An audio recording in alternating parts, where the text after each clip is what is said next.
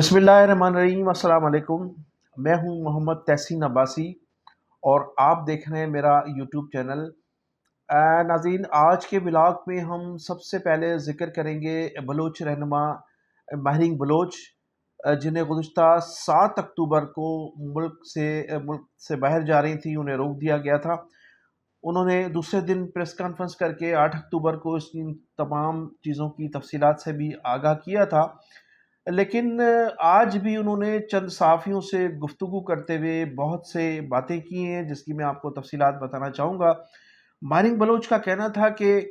Airport के अंदर जो कुछ भी हमारे साथ हुआ 7 अक्टूबर की रात को, उसकी ज़िम्मेदारी, तमाम तर ज़िम्मेदारी वफाकी हुकूमत पर है। और एयरपोर्ट से बाहर जो कुछ हुआ, जो तूफ़ान बदतमीज़ी पुलिस की जानिब से की गई, उसकी तमाम ज़िम्मेदारी सिंध हुकूमत पर आयद होती है। उनका ये कहना था कि जब मेरा नाम एग्जिट कंट्रोल लिस्ट में शामिल था, तो मुझे फ़ौरी तौर पर ये बता दिया जाता कि मेरा एग्जिट कंट्रोल लिस्ट में नाम है, लिहाजा मैं फ़ौरी तौर पर एयरपोर्ट से वापस चली जाती। लेकिन 6 घंटे तक मेरा पासपोर्ट भी मुझसे एयरपोर्ट के अंदर छीना गया। 6 घंटे तक मेरा पासपोर्ट वापस नहीं किया गया। मुख्तलिफ़ तरीक़ों से मुझे थ्रेट किया जाता रहा और मुख्तलिफ़ हीले बहानों से मुझे वहाँ तंग किया गया कि बाला अफ़सरान से इजाज़त लेने की कोशिश की जा रही है, ऊपर हुकूमत से बात की जा रही है, और फिर हर 10 मिनट के बाद एक अफ़सर आता था, मुझे थ्रेट करता था, मुझसे इन्वेस्टिगेशन करता था, फिर चला जाता था। फिर एक ख़ातून ने जिस तरह से मेरा पासपोर्ट छीना और पासपोर्ट लेकर गायब हो गई। तो ये तमाम तर जो हीले बहाने थे या जो ज़्यादतियाँ की गई, इसमें वफाकी हुकूमत शामिल है, उनके अफसरान शामिल हैं। उन्होंने कहा कि जो एयरपोर्ट से बाहर मेरे साथ ज़्यादती की गई, उसमें सिंध पुलिस मुलव्वस है। सिंध पुलिस के चंद अफसरान थे जिन्होंने मेरी गाड़ी को रोका, मेरी गाड़ी की चेकिंग की, मेरे साथ बदतमीज़ी की गई और मेरे कारकुनान को धमकाया, उनको मारा भी गया और मेरा पासपोर्ट छीन लिया गया, मेरा मोबाइल छीन लिया गया और मेरे सामान से जो कीमती अशिया थी वो भी निकाल ली गई। तो उनका ये कहना था कि ये जो तमाम तर ज़िम्मेदारी है, ये सिंध हुकूमत पर आयद होती है। उनका ये कहना था कि जब इस तमाम वाक़े के बाद अब मैं थाने पर जाती हूँ एफ़आईआर कटवाने, तो एफ़आईआर भी दर्ज नहीं की जा रही है और थाने पर भी मुझे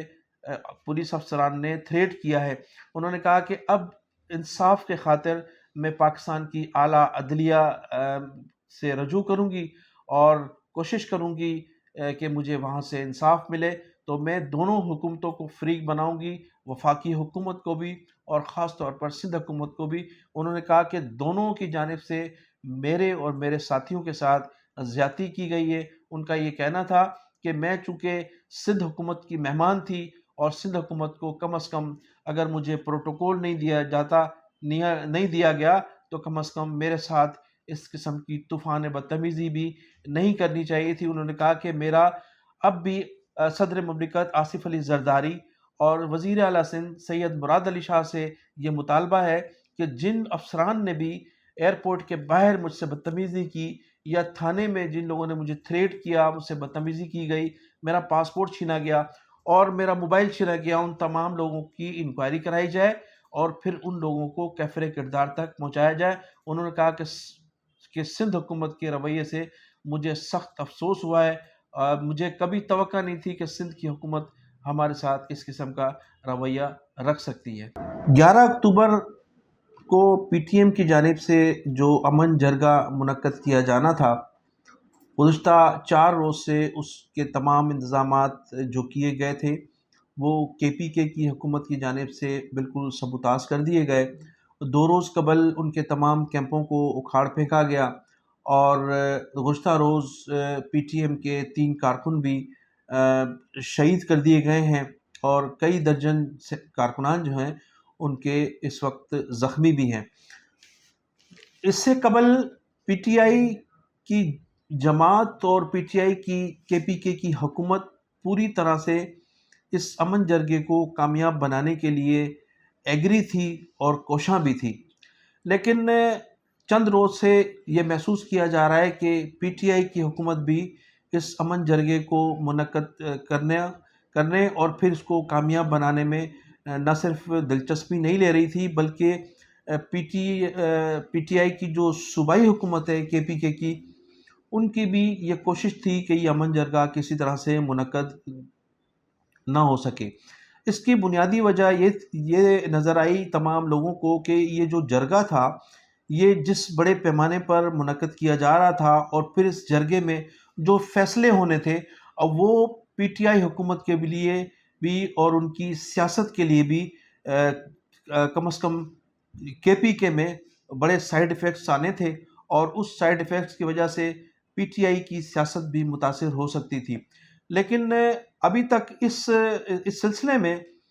عمران خان کا کوئی فیصلہ منظر عام پر نہیں آیا، چونکہ تمام رابطے ان سے منقطع ہیں۔ تو الطاف حسین صاحب نے امین گھنٹا پور سے یہی سوالات کیے ہیں کہ یہ جو آپ نے وفاقی حکومت کے ساتھ مل کر اس امن جرگے کو سبوتاژ کیا ہے، یا جو کے کی حکومت نے کارکنان پر ظلم ڈھائے ہیں اور کچھ لوگوں کو شہید کیا گیا ہے، کچھ لوگوں کو گرفتار کیا گیا ہے، آیا اس میں عمران خان کی مرضی و منشا شامل ہے؟ تو ابھی تک اس کا کوئی جواب تو منظر عام پر نہیں آیا، لیکن مقامی لوگوں کا یہ خیال ہے کہ کے کی حکومت کی جانب سے جو جرگے کو سبوتاژ کرنے کی کوشش کی گئی ہے، اگرچہ جرگہ کامیاب ہوتا تو تب بھی سیاسی سائیڈ ایفیکٹس پڑ سکتے تھے پی ٹی آئی پر، لیکن اب جب یہ سبوتاژ کیا گیا ہے تو اس کے سیاسی سائیڈ ایفیکٹس مزید زیادہ پڑیں گے، اس لیے کہ جس طرح سے کارکنان کو شہید کیا گیا ہے، گولیاں برسائی گئی ہیں، کیمپوں کو اکھاڑ پھینکا گیا ہے، اور جو لوگ دور دراز علاقوں سے اس جرگے میں شرکت کے لیے جمع ہوئے تھے یا جمع ہونے کی کوشش کر رہے تھے، ان کے ساتھ جو طوفان بدتمیزی کی گئی ہے، اس سے پی ٹی آئی کی حکومت کی جو سیاست ہے اس کو بھی خاصا دھچکا لگا ہے۔ اب آج دلچسپ صورتحال یہ تھی کہ جو کل تک وفاقی وزیر داخلہ محسن نقوی اور فیصل کریم کنڈی جو کے گورنر ہیں، وہ کے میں